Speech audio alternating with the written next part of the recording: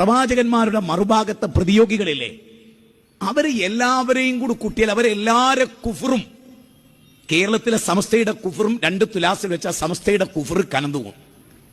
ഇവരുടെ എല്ലാവരുടെ കുഫറും അതിന്റെ താഴെയാ, ഇവരുടെ കുഫർ അതിന്റെ മേലെയാ. ഒന്നുകൂടി ക്ലിയർ ആക്കുന്നു, ലോകത്ത് സമസ്തക്കാർക്കുള്ള പോലെ ശിർക്കും കുഫറും മാനവ ചരിത്രത്തിൽ ഒരാൾക്കും ഉണ്ടായിരുന്നില്ല എന്നാണ് എന്റെ നിരീക്ഷണം. സുന്നികളൊക്കെ ഇസ്ലാം എന്ന് പുറത്തുപോയ മുശ്രിക്കുകളും അബൂജഹലിനേക്കാളും വലിയ കാഫിറുകളുമാണ് എന്ന് നിങ്ങൾ വാദിക്കുമ്പോൾ ഞാൻ ചോദിക്കുന്നു, സുന്നികളായ സ്ത്രീകളെ വിവാഹം ചെയ്തിട്ടുണ്ട്. നിങ്ങൾ മുസ്ലിമാണ്, ഇവർ മുശ്രിക്കുകളാണ് അല്ലെങ്കിൽ മുശ്രിക്കത്തുകളാണ്, അവരുടെ മക്കളാണ്. ഈ വിവാഹം ശരിയാകുമോ? ഒരു മുസ്ലിം അവിശ്വാസിയെ കാഫിറത്തിനെ വിവാഹം ചെയ്താൽ വിവാഹം സഹിയാകുമോ? നിങ്ങളുടെ വിവാഹം സഹിയല്ലെങ്കിൽ നിങ്ങൾ നടത്തുന്നത് വ്യഭിചാരമല്ലേ? അതുപോലെ അനന്തരാവകാശം, ലാ യരിസുൽ മുസ്ലിമുൽ കാഫിറ വലൽ കാഫിറുൽ മുസ്ലിമ. മുസ്ലിമായ മനുഷ്യൻ മരിച്ചാൽ കാഫിറായ മക്കൾക്ക് അനന്തരം കിട്ടൂല, കാഫിറായ മനുഷ്യൻ മരിച്ചാൽ മുസ്ലിമിനും അനന്തരം കിട്ടൂല.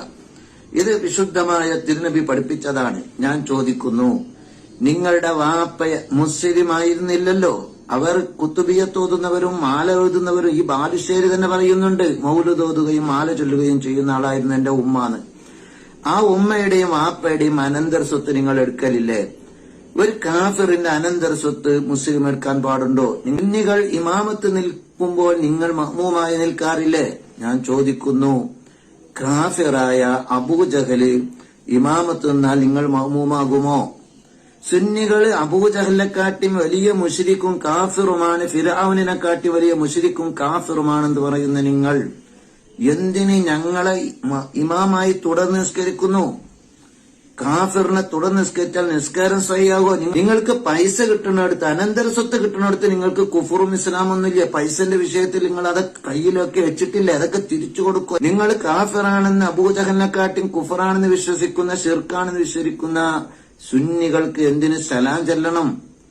അതോടുകൂടെ ചോദിക്കുന്നു, കാഫിറായ മനുഷ്യൻ മരിച്ചാൽ മയ്യത്ത് നിസ്കരിക്കാമോ? നിങ്ങൾ ആ സുന്നി മരിച്ചാൽ നിങ്ങൾ എന്തിനു മയ്യത്ത് നിസ്കരിക്കണം? ഹജ്ജിന് വരുന്ന 5 ലക്ഷത്തോളം ആളുകൾ മുശ്രിക്കാണെന്ന് നിങ്ങൾ പറഞ്ഞില്ലേ? അതുപോലെ ഞാൻ ചോദിക്കുന്നു, യാ ഗൗസ് മുഹിയുദ്ദീൻ ഖുത്ബത്ത് നടത്തിയ മൊല്ലാക്ക അറുത്ത അല്ലെങ്കിൽ ഉസ്താദ് അറുത്ത മൃഗത്തെ നിങ്ങൾ തിന്നാറുണ്ടോ? കാഫിർ അറുത്തത്, മൃഗത്തെ അറുത്താൽ അത് ഭക്ഷിക്കാൻ പറ്റുമോ? അത് ശവമല്ലേ, അത് ഭക്ഷിക്കരുതെന്ന് ഖുർആൻ പറഞ്ഞിട്ടില്ലേ? നിങ്ങൾക്ക് നിങ്ങൾ പറയുന്നതിൽ തന്നെ വിശ്വാസമില്ലേ?